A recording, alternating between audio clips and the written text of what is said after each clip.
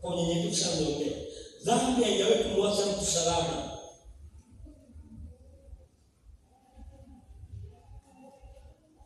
Watu wanaelewa walikosea alafu wakatengeneza. Dhambi haijawahi. Israeli walipokosea. Wanaweza kusikia? Amina. Jamani, Bwana asifiwe sana. Amen. Unaona kwa mashariki ya kati? Hawa Irani hao.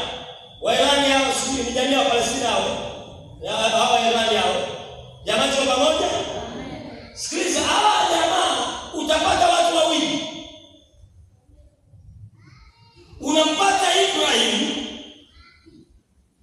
Jamani tuko pamoja? Na watoto wake wawili. Isaka, Ismaili, ndio hao wote waliotokea. Una amani yao? Unabarikiwa hao? Ndio hapa. Yaani mashauri aliposhauriwa na Sara, mwingiliaje kufanya kazi yake. Akakubali ushauri. Kosa likatokea. Akazaliwa aje? Teso mpaka leo. Ismaili. Teso mpaka nini? Kosa moja. Dhambi ya kumwacha mtu mamangu. Unajua kanisa la leo wanataka wapi? Chukua Prado. Chukua kiwanda. Utakwenda juu, utakuwa kichwa. Ukawa chini kama mdoli. Ukawa na Yesu.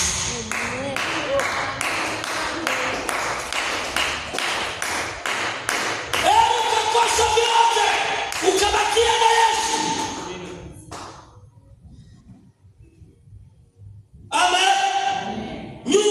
Nyumba ni nini? Mali ni nini? Haleluya. Magari ni nini? Bwana Yesu asifiwe. Amen. Haleluya. Amen. Haleluya. Amen.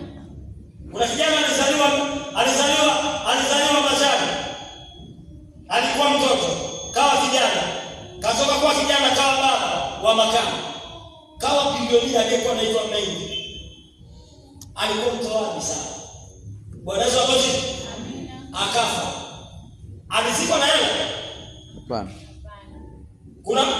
Alizikwa na